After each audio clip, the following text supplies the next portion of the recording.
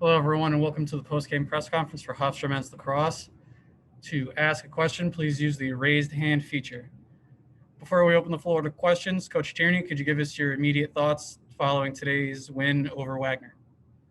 Yeah, listen, you're not going to catch me being upset over a win at one of these press conferences. I don't smile much, but getting wins in Division One, it's not an easy task. Then you throw in 1 day to prepare. It was a little brisk out there today. The wind was blowing, tough to communicate, and coming off a pretty emotional win over Stony Brook. It was certainly something that the coaches had to be worried about of getting the guys up. But I give a lot of credit to the assistant coaches. I give a lot of credit to the seniors and the fifth-year seniors, because those guys understand that game days just don't happen forever. There's an expiration date on game days, and to have a feeling of being in a locker room on a game day, they again, there's a lot of people out there that miss them because they can go back in time. So I thought we did a good job. It wasn't as clean as we wanted it to be, but did a good job of controlling the game from the beginning to the end. Before we open the floor to questions, Coach, I know you think more about the collective rather than the individual, but what can you say about Ryan Tierney breaking the Hofstra goals record and the Colonial Athletic Association points record for a career? He's really lucky. He's a lucky guy. I don't know. I'd have to recount these goals, but for him to break the record, let's just talk about it as a coach first. I had a chance to coach Tommy Kessler, who had the record. So this is a double whammy for me. And Tommy was a fabulous player. And then for Ryan to come into this year, after only a 7-game season, and he was on track to possibly break it or probably get it last year, and to do it within the first 4 games. So I'm just awfully proud of him as a coach. I'm awfully thankful that I've had an opportunity and continue for hopefully as many games as we can have left together as a coach to coach a guy like, to coach a guy like this. Ultimate team guy, always looking to, for the right play, not an ounce of selfishness in there. A competitor, sometimes more of a competitor than I'd like him to be. Got a couple penalties late, but as a coach, you want Ryan Tierney on your sideline, and you don't want to be coaching against him, and I'm just thankful that he chose to come to Hofstra, and let's enjoy these remaining 9 games or whatever we have left, and hopefully can continue after that. As a father, there is no better feeling. Like I can't even explain it to you guys. This feeling probably started 6 or 7 years ago, right? And maybe there's a chance that he could play Division I lacrosse. Watching him in high school, thinking about, do we redshirt him if he does come here? He's a little small, and then all of a sudden he popped and he started to get bigger and he's skilled. And then you thank all the assistant coaches, all his high school coaches, all the coaches, that lead back to his youth days. They have just as much stake in this as I do.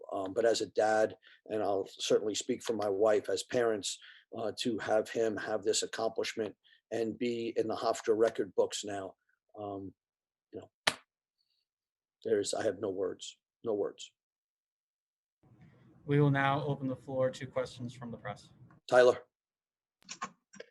Coach, it's really easy to talk about the offense in this game, scoring 18 goals, but Wagner had 28 turnovers in this game. So can you talk about what you saw from your defense and how they were able to translate into offense? Yeah, I mean, listen, I don't think it's been a secret. We've given up a lot of goals early this year, right? We gave up a bunch, 17 to Stony Brook, 19 to St. John's, clamped down a little bit on Sacred Heart, and then clamped down today. We've been challenging and pushing the defense pretty hard. I know I have, and I know Coach Gorman has, and he's done a wonderful job. And today we challenged them in a different way, just like owning their matchup.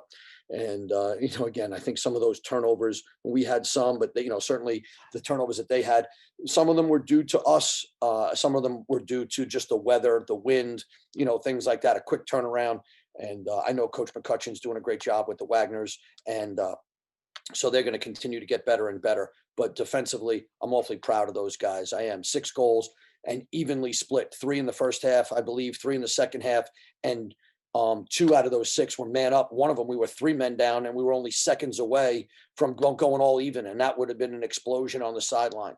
Awfully proud of Mac Gates. I mean, he came in, and Bobby Casey has a hand injury, and Mac has stepped up. He made some pretty good saves today, and again, so really proud of the defensive end, and we'll continue to work and get back at it when we start practicing again. And then offensively, Coach McEntee, Coach Gongas, hats off to those guys.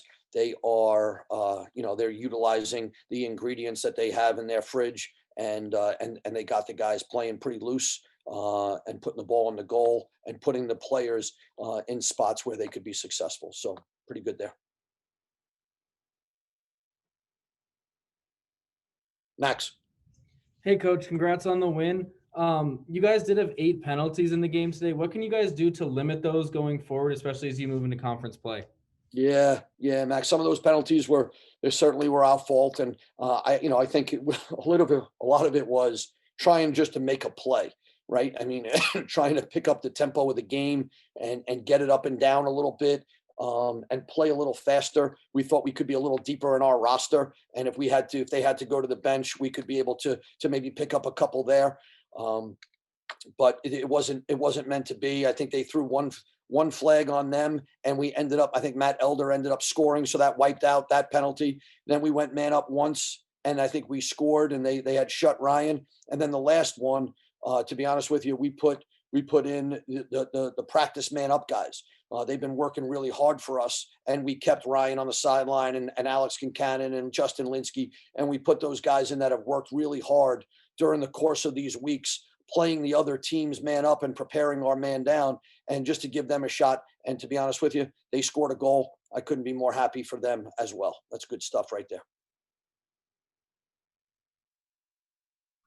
Tyler, what do you got, JJ? Coach, another great game from your offense, 18 plus goals in 3 out of your 4 games to start the year. How has controlling faceoffs really helped your offense get going? Yeah, I mean, listen, faceoffs is the gasoline to this whole thing, right? And if you can win the ball at the faceoff, then you're going to have plenty of gas to get through and plenty of opportunities. You don't win the faceoff, the gasoline's going to burn you. And it's just one of those situations where, we've got a 2-headed monster, and we went 3 deep today, and we got Nate Trickemer in the game, and he's a big boy. He came down, and, that bench would have erupted if he would have threw one in the goal. He just bounced it over the top, and he's a big boy. He actually, probably accidentally ran over one of the Wagner guys on his follow through, but he's a guy, unbelievable team player. Nate Trickemer, he gets our top 2 guys ready to go every week, and it would have been great if he got one. But I think between Brian Herber and Chase Patterson, it's the ultimate 2-headed monster, because even when one is maybe slightly off, the other one is picking them up or is out there pushing, and at every timeout, those guys are huddled up. What are you seeing? What are you seeing from this guy? What are you seeing from that guy? And I didn't think our wing play was great today. I think we could have actually done a little bit of a better job on the wings to maybe even sway the faceoff stats our way. Coach, you mentioned Nathan Drickemer, Bryce Tolmie, Matt Elder. You also saw Charlie Rago get in, Michael Pico get in. What does it mean to you to be able to put those guys in who haven't seen the field as much during their time at Hofstra? Max, thank you for asking the question. First and foremost, we make a strong emphasis on the scout team and the back half of our roster. Those guys, they do an unbelievable job for us. So when we go out to dinner, those guys eat first. We make a big deal over those guys. And when we get a game like this where they can go out and play, our starting guys they know how important they are. So to see Ryan Sheridan today, who was a player for us last year, and he's still trying to crack the lineup. He had a big assist to Matt Elder today, and it's awesome. Matt Elder, Bryce Tolney, all those guys. Liam Muldoon had a goal today. We had some guys in there. For the guys that didn't get in today, it was just because we're considering, maybe a possible red shirt, and we didn't want to lose that in a game like today. Otherwise, you would have saw Jake Giannone in the goal, and you would have saw a couple more young guys out there. But we're thinking about their future and didn't want to lose it over a 5 or 7 minute period where they end up losing a year. So we had some meetings yesterday, and just in case, before every game, just in case a game, either we get comfortable enough to start to sub, or we're not doing well at all and we're going to sub. We just wanted to make sure that we preserve those guys' future. That was all. Coach, following today's 2 games inside of 4 days, what's next for you, your coaching staff, and your team going into the rest of the week? Yeah, tomorrow we're going to watch. Actually, I know it might sound a little wacky. We're going to watch film on Stony Brook, because we didn't do that. We shifted right to Wagner because of the quick turnaround. So we'll watch some clips. The coaches will do some good clips and some bad clips from Stony Brook as a teaching point. We'll do some good clips and bad clips from Wagner. And then we'll get both of those 2 games in our rear view mirror and kind of just kiss them goodbye. And then we'll get back to work. We're still waiting to hear. We may have this weekend off due to UMass fighting some COVID stuff. We're still waiting to hear the final word there. And we know there's some other teams that are looking for a game. So I don't have the answer for you right now. I would love to have the breaking news for you, but I don't have that yet. I'll know more probably tomorrow, later on tonight. If there are no more additional questions at this time, this concludes today's press conference. Thank you, Coach Tierney. Thank you, guys. Appreciate the coverage.